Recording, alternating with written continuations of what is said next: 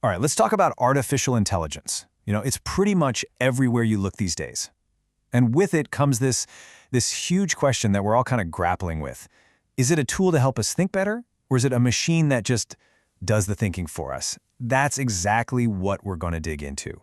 I mean, let's be honest. For a lot of people, AI can feel like this high-tech cheat sheet, right? A way to get out of doing the hard work. There's this genuine fear that it's just a shortcut, a way to skip the heavy lifting of, actually thinking. But is that really the whole story? And that really gets us to the heart of it, doesn't it? Is AI a cheat or is it a tool? Because how you answer that one question, well, it changes absolutely everything about how you use it. So you can look at this in two totally different ways. On one side, you've got this thinking replacement idea. That's where AI is just a passive cheat sheet. You just hand off the work and your brain basically goes on vacation. But then there's the other way to see it, as a thinking support tool. Now, this is an active partnership. AI is your brainstormer, your decoder, and this is the key part, you are still the one calling the shots. Okay, so how do we really lean into that support tool idea? Well, let's try a different frame of reference. Forget just calling it a tool. From now on, let's think of AI as your own personal tactical support unit. So what does that even mean, a tactical support unit? Here's the most important part. It doesn't do the mission for you. Nope. Its job is to help you cut through the noise, decode confusing information, brainstorm a few plans, and ultimately help you hit your objective. You're still the one on the ground, getting it done. To really make this tactical support unit idea stick, we're going to look at it through 3 different really powerful analogies. I promise by the end of these, it's all going to click into place. All right, first up, let's head out to sea. I want you to picture this. You're a Navy operator. Your whole job is decoding signals coming in. It's super high stakes, and a single mistake could be disastrous. Clarity is everything. And this quote just says it all, doesn't it? The AI isn't the one deciding where to steer the ship.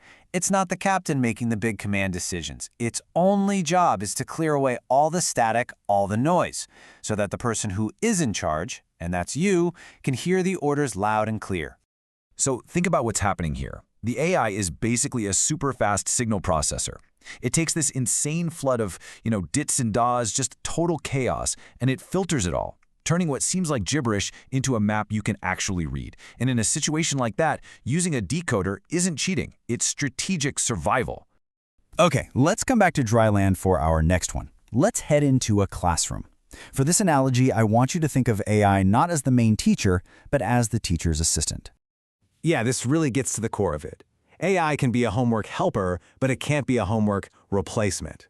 The whole point is to be a resource, to provide support, but never ever to replace the actual process of learning something for yourself. And let's be super clear about this. If you just tell an AI, hey, write my essay for me, well, that's what we call a failed mission. And why is that? It's simple. You didn't learn a single thing. The goal isn't just to hand in an essay. The goal is for you to actually understand what you're writing about. So what's the right way to do it? Well, it's a pretty simple 3-step mission. Step 1, you come up with the core idea. Let's say you're writing about volcanoes. Step 2, you use the AI as your brainstorming buddy.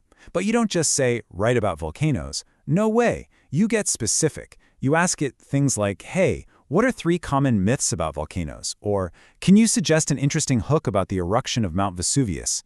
Then, step 3, you take all that raw material, all those ideas, and you write the final piece. I love this quote because it puts you right where you belong, in the captain's chair. You're the captain of the essay.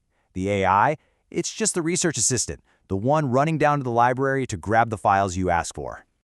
Okay, for our third and final analogy, let's go a little old school. Let's connect AI to something many of us grew up with, the encyclopedia. This perspective really helps take some of the scary mystery out of AI, right? It doesn't have a soul, it doesn't have a thinking brain like yours. It's really just a very, very fast library. Its entire job is to help you get to the good part, the actual creative, critical thinking, way faster than you could on your own. Seriously, it's doing the exact same thing as you pulling that giant, dusty V for Volcanoes encyclopedia off the shelf. It's just doing it at a speed that's, well, almost impossible to imagine. This is all about speed and access to information. It's not about consciousness. So, we've had the Navy decoder, the teacher's assistant, and the super fast encyclopedia. What's the one big idea that ties them all together? It's actually really simple, and it's incredibly empowering. You are in command. Look, if there's only one thing you remember from all of this, please let it be this. AI is a tool. It is not a replacement. So here's your mission, should you choose to accept it. Use AI to decode the noise, just like that signal operator. Use it to brainstorm your next big project, like that student working with their TA. But you have to always remember, it's you who completes the mission. And that really brings us to our final and most important command. Whatever you do, don't let your own brain go into radio silence. Don't check out. You're the most critical part of this whole thing. Stay in command. So really, there's only one question left to ask. Now that you see AI as your personal tactical support unit, how are you going to command your new tool?